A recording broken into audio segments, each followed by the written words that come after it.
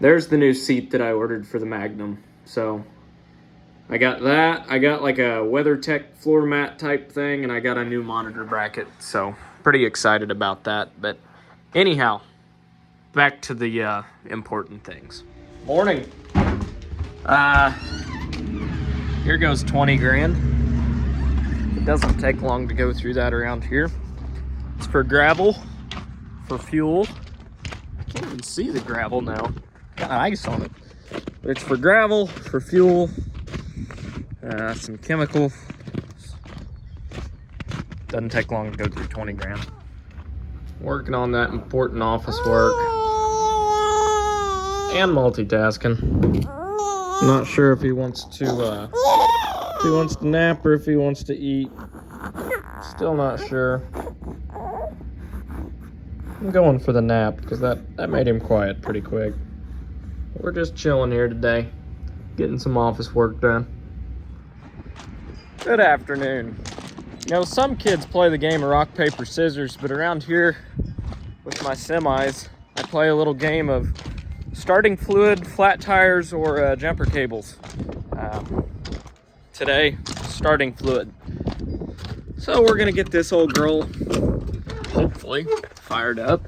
She's been cold the last few days, but it's back in the 50s today, so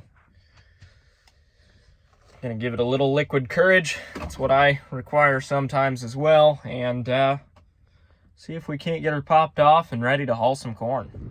Well, I guess we're playing best 2 out of 3 because starting fluid didn't do it. So up next, we have jumper cables. She tried to fire, but just didn't quite have the juice to stay up. And she's been cold. It's been real cold. And it hasn't been started in 2 weeks, so. Corn is limit up.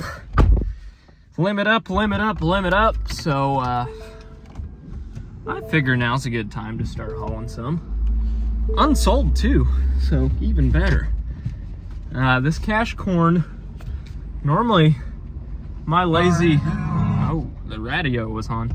Normally my lazy approach to marketing grain kind of screws me, but I tell you what, this year, being lazy's been the thing to do because it just keeps going up, so.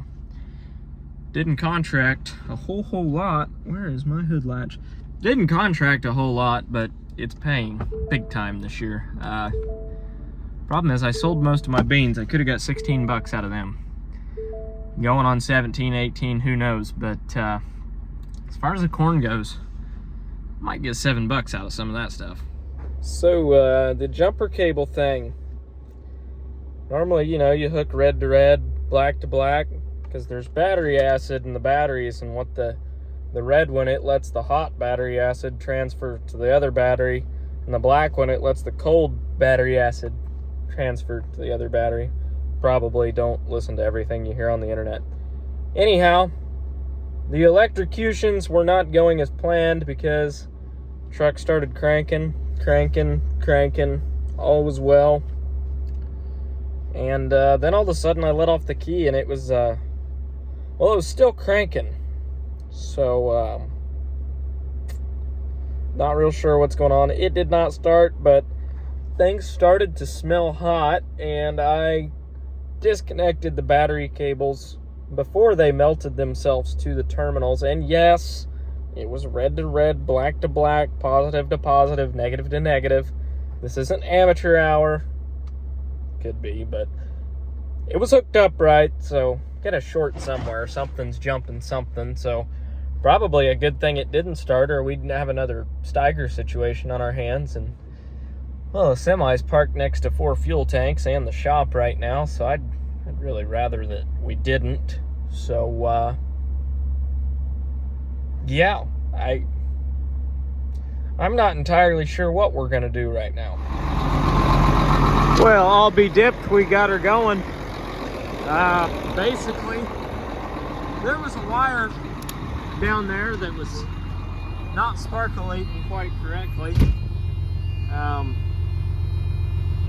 It was shorting out on the frame, so, you know, we just slapped a little electrical tape on it. Called it a day. It'll work for now. we're building air. Need some fuel. So we're gonna let this old Jesse warm up and then go dig a hole. Gotta get an auger underneath an unload on a rental bin, so we're gonna have to go do some shovel work. Ground's finally, you know, mostly thawed. But this hood here, she's a 50-yard fake out. This whole truck is a 50-yard fake out. I mean, she looks good at a distance, but the sun fade, it's getting to it. So we'll get our hood latched here. Give her the old pat on the back for starting, and you know, it only took 3/4 of a can of ether, and we didn't lock the motor up yet, so it'll work. Well, since I got the semi started and the sun came out, I figured, well, the snow's about melted. We'll be planting next week, so got this thing fired up. Hondas never die, but I had to start it with a little starting fluid, but for what I paid for this little thing, I think it's going to work pretty good. It's just a 4-box Meridian tender on a homemade gooseneck trailer that's pretty sketchy, but the tender itself's in good shape, and I can always put it on a different trailer, so far so good. Just playing with this little switch here. It's basically a throttle. But I'm going to have to figure something out to bring a spout down to fill the boxes, and bring this down lower too so I can actually fill it. So I don't know, this should work. All right, Operation Rattle Can Restoration is underway. Got some heirloom white that I just painted those wheels with, or the rims, whatever you want to call them. People get mad when you call them their own thing. But this is what they look like before. We're just giving them a little, you know, I did plenty of tape in here. As you can see, they're taped up good. You know, overspray is underrated, so we'll just give them the 1-2 good old spray down, you know. Didn't bother cleaning these up at all, at least. So we got that going for us. Paint will probably stick for a couple weeks, but we're only going to use it a couple weeks out of the year, so it'll look fine. But yeah, this is what we're doing today. We're rattle canning with poor ventilation in a shop, so happy times, happy times. But there's your before and after, just like that, with only minor overspray. It's fine. It's fine. Yeah. I mean, I don't mean to brag or anything, but I'm kind of the next Picasso, because that looks pretty good, if you ask me. For hitting it with a wire wheel this morning and then just giving her the old I think she looks pretty good. Missed a spot. We'll double coat that one. Problem the guy's gonna run into here is I'm running out of cans. Only got so many of these feel good in the cans laying around here, and well, I don't think I have enough to finish it. So she may be 3 different colors of black when we're done, but you know what they say, once you go black,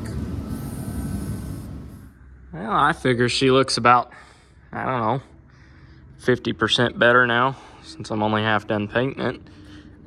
This other side, give you a little before and after. There's your before, there's your after.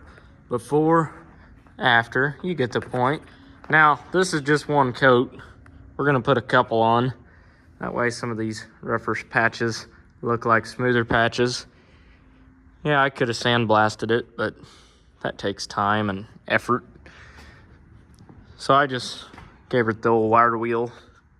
You know, we'll get some reflective tape and shoot her down the sides, unroll it, make it look professional. You know, just a small amount of overspray, It's fine. It adds to the tire life, makes them thicker. One thing we can't forget to do is, you know, every trailer like this that doesn't have a title needs a license plate. So figure we'll put that one on there. Good looking license plate for this thing. And yeah, this thing's gonna make Sonny Beck jealous. They're probably gonna be calling me now, asking how many of these rigs I can get manufactured and sent out here at Half-Ass Acres for those 3-year rewards programs, you know. So all in all, we'll throw some stickers on her, make her look pretty, and yeah, she'll be good to go. Ready to put some pro boxes on and put some seed in the ground. The best part about this thing is the structural integrity. I mean, you start looking at these welds and they're professional, really. I mean, I don't think Helen Keller could do better than that. So, I don't know. This thing, you know, we might get some Half-Ass Acres decals and put up here on the sides. Like I said, the reflective tape and the license plate. She'll be good to go. Oh, and another thing I do need to do, I got to get a spout for this thing because I thought that this dropped down, and it doesn't. So it's permanently this high, and my planter boxes are about this high. See the problem here? I mean, I'm a pretty good shot, but sometimes not in the mornings, and you know, that's a long way to go to get seed in the box. So I have to figure out something with a spout there, and that little doohickey there, that's your switch to kick your conveyor on and off. And well, let's just say that you know, I'm pretty tall, but that's up there. So I'm gonna have to figure out how to get that switch a little lower too. But all in all, you know, I think I paid like $5 grand for this thing. The trailer obviously not worth much at all. The tender, it's in decent shape, and it's got a Honda on it, so you know it'll never die. I am gonna throw a new battery on it. It's got these aerodynamic fenders. Probably didn't need that piece anyways, but this way the mud, it gets to come through here and it doesn't build up on the bottom, you know. It launches it up and covers your pro boxes. That way your neighbors know that you've been working and not just sitting in the shed. Might give it the old 1-2 pressure washer is due, you know. It's got some rotten beans falling out of it, but that's fine. Those never rusted out metal or anything. Battery's completely dead. The old lawn and garden, so we're gonna run to town and get one of those. I thought it was like dead, but earlier I accidentally touched those two together, and well, that woke me up. So I don't know. All in all, I think she'll turn out okay. The tires are mostly holding air, so that's good enough for me. So I'm gonna go do something else because the weather's nice right now. It's a balmy 50 degrees outside. It's supposed to rain today. Got this thing here too. I completely grenaded the back end of it.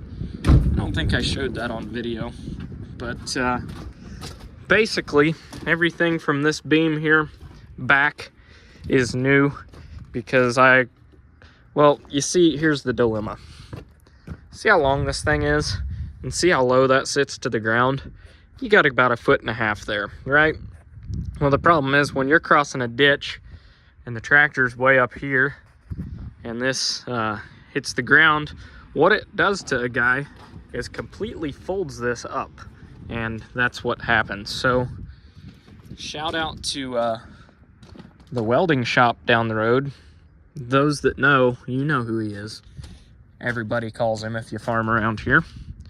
But he got this line back out for me. I went ahead and bought these genuine spreader parts. Only took them 3 weeks to come in, so that's good because, you know, I could have been done spreading by now. And now the ground's thawed out. It's muddy again, so won't be doing any of that. But gonna get this thing fixed back up today, and she'll be ready to roll. The license plates on this truck are about to expire, and I lost all the title work to the truck. Luckily not the title. So before I go to the big bad BMV, I gotta stop back at the dealership. They're gonna reprint it for me. And the lawyer called, and apparently I have some paperwork to sign there. And I need to go to the bank, and I need to get my mail. So that and all this spray painting, it's kind of made me hungry sitting in the shop. It's the weirdest thing. You get about 6 cans in and you get one heck of a hungering going on. So need checkbook, which is pretty much out of checks. Probably need to get more of those.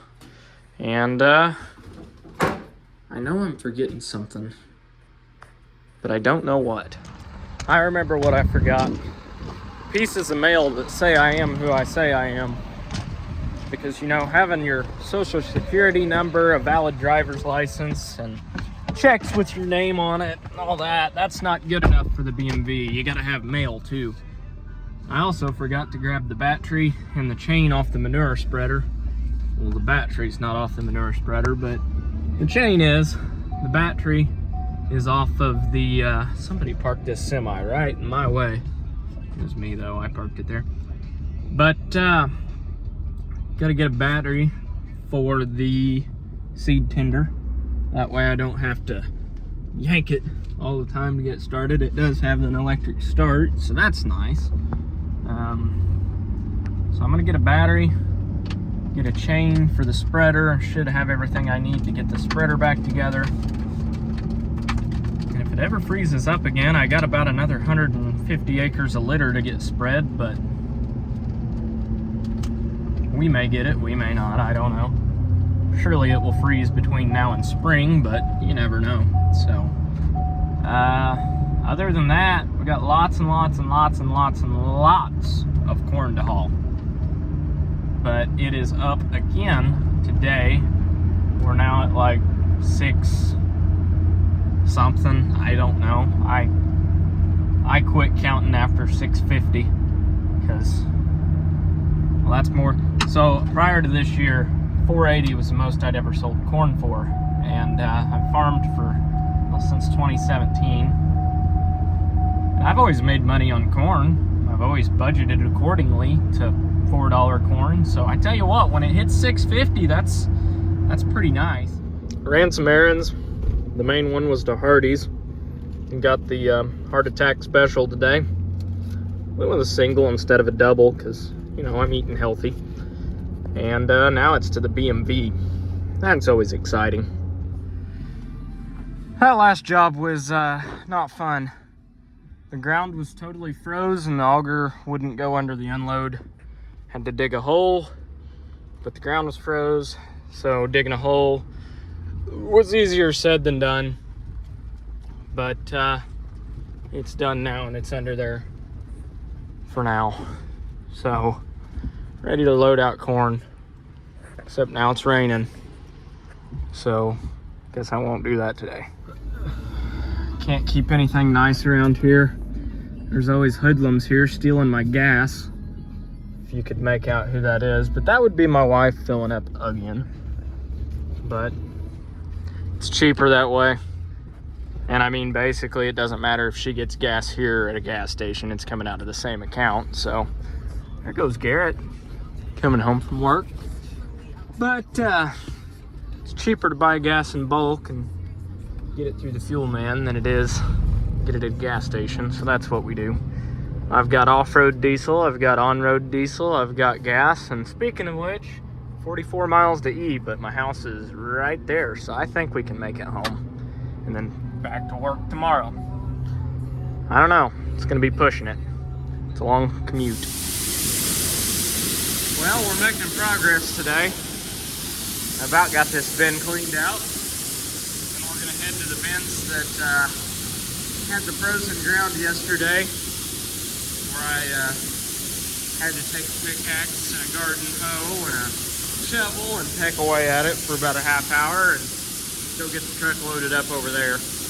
There was only like 100 bushel left in this bin, but tried to get it all in the last load, but it was coming off the sides of the truck, so I figured that was good enough.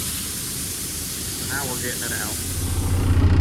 All right, well, we got our 100 bushel in, so it's time to go fill it for good now. First load out of the rental bins for the year, corn.